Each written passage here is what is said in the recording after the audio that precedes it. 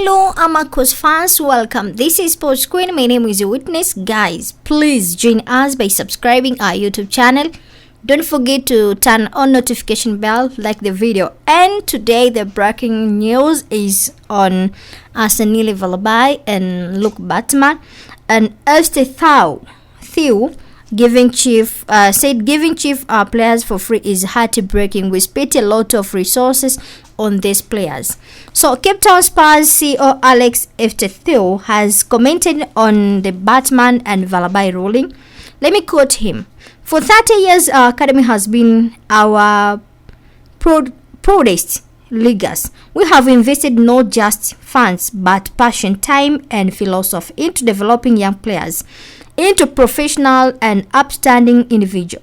The outcome of this case, while we accept it, compels us to ask a critical question. How do we continue this vital work in an environment where the fundamental contract trying to develop the players to the club can be easily dissolved by circumstance? Our immediate focus is to meet with our legal team to decide this award.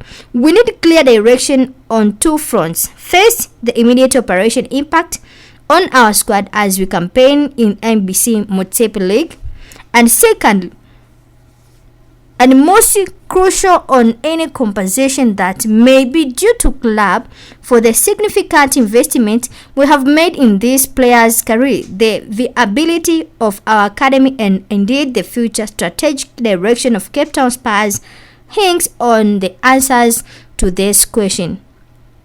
So this statement by Alex, CEO of Cape Town Spurs, is strong and emotional change reaction to the ruling that allowed Baartman and Valebay to move to Kaizer Chief without apparent compensation to Spurs. So I want to break down an analysis of the key themes concerning on implication. Emotional and philosophical investment.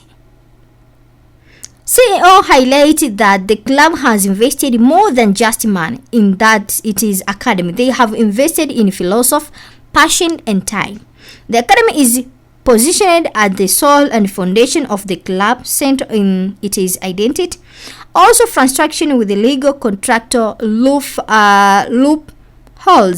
The verse, how do we continue where the fundamental contract can be so easy to dissolve? Signal deep frustration. Spurs feel blindsided by a legal decision that undermines their right to retain or be compensated for talent they have developed.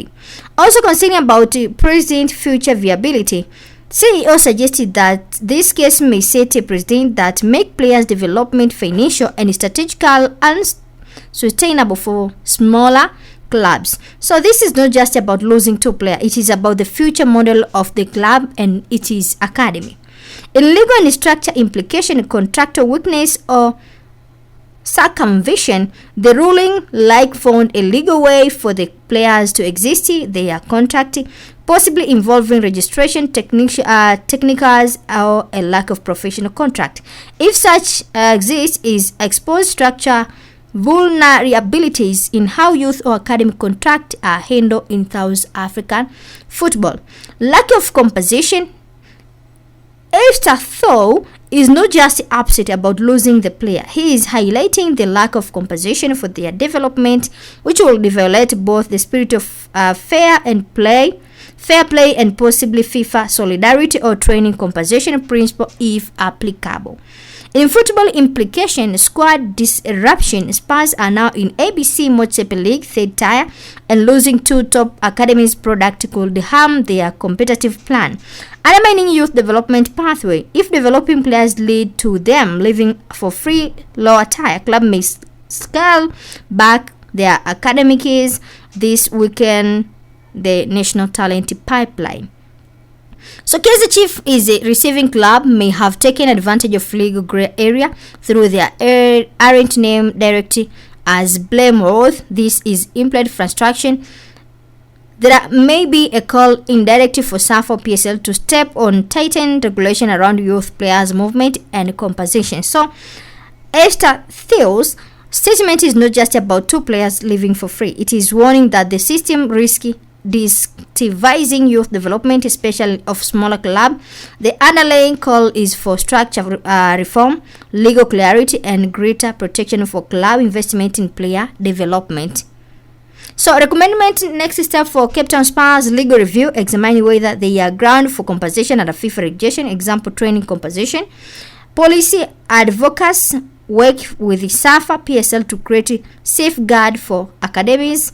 Intern contract audit, ensure future players are on stronger contract to avoid similar outcomes. Public narrative control, continue telling the story to gain public support and possibly shame large club into fair conduct. Guys, thanks for joining. Don't forget to subscribe, turn on notification bell, then enjoy the video.